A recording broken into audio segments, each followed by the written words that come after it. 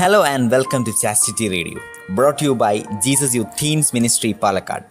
നമ്മുടെ പോഡ്കാസ്റ്റ് ഇന്നൊരാഴ്ച പിന്നിടുകയാണ്. ദൈവം നമ്മെ നയിക്കുന്നതിനെ ഓർത്ത് നമുക്ക് ദൈവത്തിന് നന്ദി പറയാം.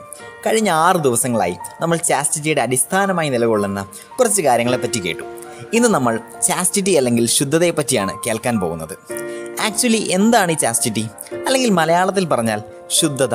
ഒരുപക്ഷെ ലോകത്തിൻ്റെ ചാസ്റ്റിറ്റി ഒരു ഔട്ട്ഡേറ്റഡ് റിയാലിറ്റി ആയിട്ടൊക്കെ തോന്നും. പക്ഷേ പരിശുദ്ധമായി സ്നേഹിക്കാനും മറ്റുള്ളവരെ ആദരിക്കാനും ദൈവം നമുക്ക് നൽകിയിരിക്കുന്ന ഒരു ഗിഫ്റ്റാണ് ചാസ്റ്റിറ്റി. ചാസ്റ്റിറ്റി എന്ന വാക്കിൻ്റെ അർത്ഥം നമ്മൾ നോക്കുകയാണെങ്കിൽ ശുചിയായ, നിർമ്മലമായ, മിതത്വമുള്ള എന്നൊക്കെയാണ്. കത്തോലിക്ക സഭയുടെ മതബോധന ഗ്രന്ഥം ശുദ്ധതയെപ്പറ്റി പഠിപ്പിക്കുന്നത് ഇപ്രകാരമാണ്: വ്യക്തിയിൽ ലൈംഗികതയുടെ ഉദ്ദിഷ്ട ഉദ്ഗ്രഥനവും തദ്വാര ശാരീരികവും ആത്മീയവുമായ തലത്തിലുള്ള മനുഷ്യൻ്റെ ആന്തരിക ഐക്യവുമാണ് ശുദ്ധത അർത്ഥമാക്കുന്നത്. ദൈവമേ, ഈ ഡെഫിനിഷൻ കേട്ടാരും പേടിച്ചു വേണ്ട. ഇത്തിരി സിമ്പിളായിട്ട് ഇനി ഇത് മനസ്സിലാക്കി തരാവേ. അതായത് തൻ്റെ ലൈംഗികതയെ അല്ലെങ്കിൽ സെക്ഷുവാലിറ്റിയെ ബോധപൂർവം സ്വീകരിക്കുകയും തൻ്റെ വ്യക്തിത്വത്തിലേക്ക് അതിനെ കൂട്ടിച്ചേർക്കുകയും ചെയ്യുന്ന വ്യക്തിയാണ് ചാരിത്ര്യമുള്ള അല്ലെങ്കിൽ ശുദ്ധതയുള്ള അല്ലെങ്കിൽ ചേസ്റ്റ് ആയിട്ടുള്ള വ്യക്തി.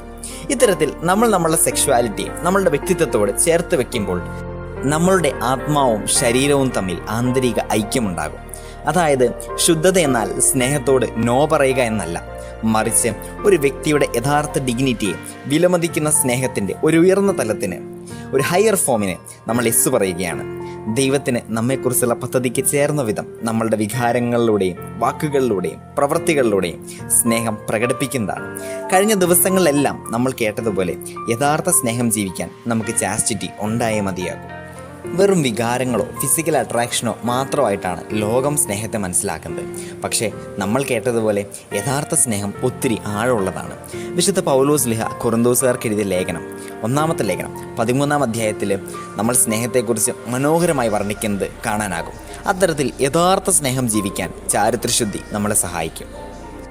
ചാരിത്രശുദ്ധിയോടെ സ്നേഹിക്കാൻ നമ്മൾ തീരുമാനിച്ചാൽ മറ്റുള്ളവരെ നിസ്വാർത്ഥമായും അവരുടെ നന്മയ്ക്കായും ദൈവത്തിൻ്റെ മകനും മകളുമായി കണ്ട് സ്നേഹിക്കാനും ആദരിക്കാനും നമുക്ക് കഴിയും. ഒരാൾ ചാരിത്രത്തോടെ പ്രവർത്തിക്കുമ്പോൾ അയാളുടെ പ്രവൃത്തികൾ ആശ്രയിക്കാൻ സാധിക്കുന്ന വിശ്വസ്ത സ്നേഹത്തിൻ്റെ പ്രകാശനമായിട്ട് മാറും. വികാരമുണ്ടായിരിക്കാൻ കഴിവുള്ള ഒരു വ്യക്തി ഇതുവഴി തൻ്റെ ലൈംഗിക ആഗ്രഹങ്ങൾ സ്നേഹത്തിന് വേണ്ടി ബോധപൂർവം സ്ഥിരചിത്തതയോടെ നീക്കിവെക്കുന്നു. നാശകരമായ ആന്തരികവും ബാഹ്യവുമായ ശക്തികൾക്കെതിരെ സ്വയം രക്ഷിക്കുന്ന സ്നേഹമാണത്. വിശുദ്ധ ജോൺ പോൾ രണ്ടാമൻ മാർപ്പാപ്പ ശരീരത്തിൻ്റെ ദൈവശാസ്ത്രത്തിൽ നമ്മൾ ഇങ്ങനെ പഠിപ്പിക്കും: ശുദ്ധത അല്ലെങ്കിൽ ചാരിത്രശുദ്ധി എന്നാൽ കേവലം പാപത്തെ ഒഴിവാക്കുക മാത്രമല്ല, but it's about finding the truth of love. ഈ പുണ്യം മാത്രമാണ് എന്ത് കിട്ടും എന്ന് ചിന്തിക്കാതെ മറ്റുള്ളവരെ ആദരിക്കാനും സ്നേഹിക്കാനും നമ്മെ പ്രേരിപ്പിക്കുന്നത്. സ്നേഹമുള്ളവരെ, അതുകൊണ്ട് ചാസ്റ്റിറ്റി ഉണ്ടെങ്കിൽ മാത്രമേ സ്നേഹത്തെ ദൈവം കാണുന്നത് പോലെ പരിശുദ്ധമായും നിസ്വാർത്ഥമായും ഫലദായകമായും കാണാൻ പറ്റൂ. So, let's aspire to grow in chastity. We all need it. Let's conclude with a short prayer. സ്നേഹം തന്നെയായ ഈശോയെ, ചാരിത്രശുദ്ധി എന്ന പുണ്യത്തിൽ വളരാൻ ഞങ്ങളെ സഹായിക്കണമേ.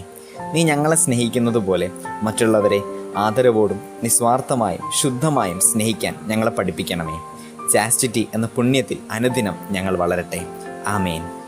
It's all about day 7 and we'll meet tomorrow. Till then, let's continue in prayer. Thank you.